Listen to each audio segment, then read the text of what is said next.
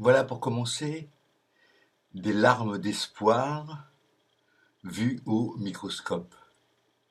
Une larme d'espoir sur une plaque de verre que l'on met sur la platine d'un microscope.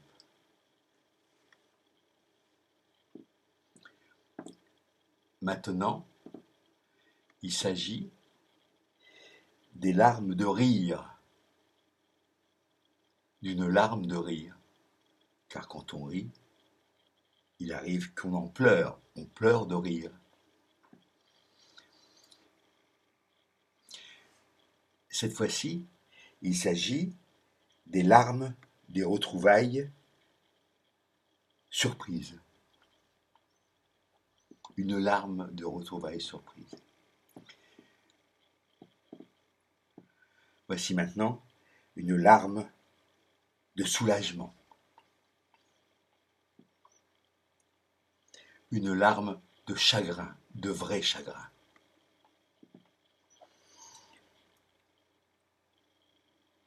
Une larme de désir ardent.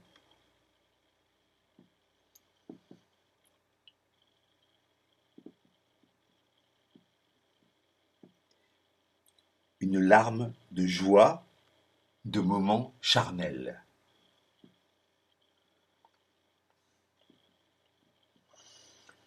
Et il ne s'agit pas de larmes, mais cette fois-ci d'une goutte de liquide amniotique vue de façon microscopique. Il faut que je règle maintenant, parce que c'est flou. Voilà, voilà, voilà. Alors, il s'agit là d'un chercheur japonais. Il faut que je retrouve son nom, hein. C'est un petit peu compliqué. Donc, je vous dis ça tout de suite. Voilà, un chercheur japonais qui se nomme Maharu Emoto, chercheur visionnaire qui a étudié l'impact de la croissance humaine sur l'eau et son arrangement cristallin. De l'eau sur laquelle était imprimé de l'amour, de la gratitude et de l'appréciation. Là, on est un petit peu dans des traductions un petit peu étonnantes. Donc il existe 3 types de larmes, dit ce chercheur. Les larmes de base, il s'agit de lubrifier l'œil, ce qui n'est pas tout à fait vrai, c'est un liquide gras en fait qui lubrifie l'œil, qui est produit par les glandes qui ne sont pas placées ici. Les larmes réflexes, réponse à une irritation, se frotte les yeux parce qu'on a un grain de sable ou autre chose. Et les larmes psychiques, émotionnelles, les plus mystérieuses. Et c'est ce que ce chercheur japonais a voulu étudier. Voilà.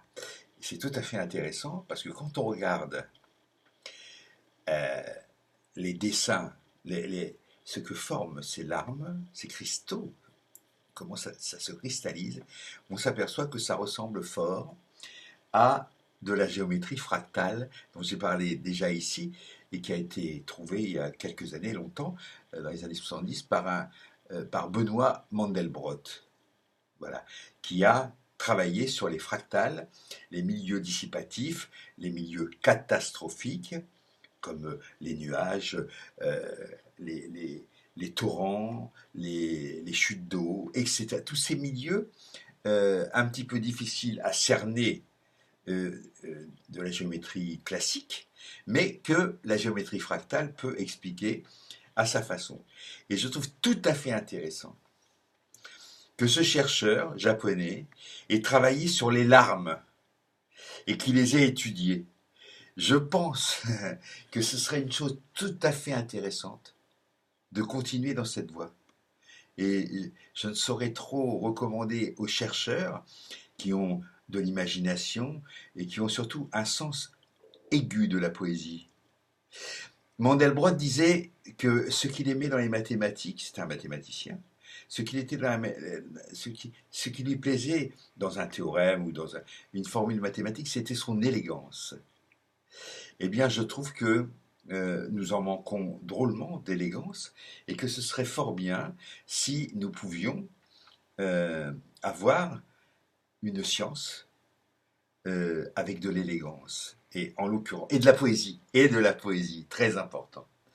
Alors je voudrais, à cette occasion, parce que je n'ai pas découvert ça tout seul, je dois ces photos à une amie qui me suit sur YouTube, qui s'appelle Adèle Zouba, et que je remercie très très chaleureusement parce que elle m'a fait découvrir quelque chose que j'ignorais et que je trouve d'une très très grande beauté.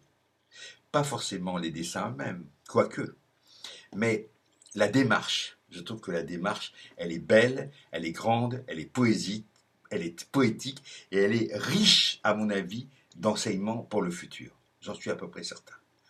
Ceux qui se pencheront sur ce phénomène-là, pourquoi est-ce que la larme de joie, la larme des retrouvailles, la larme de chagrin, pourquoi est-ce que ces larmes-là sont géométriquement, fractalement différentes? Ça, c'est important. Il s'agit de travailler là-dessus. Ça me paraît de la toute première nécessité. Camarades scientifiques, à vos ménages. Je vous embrasse.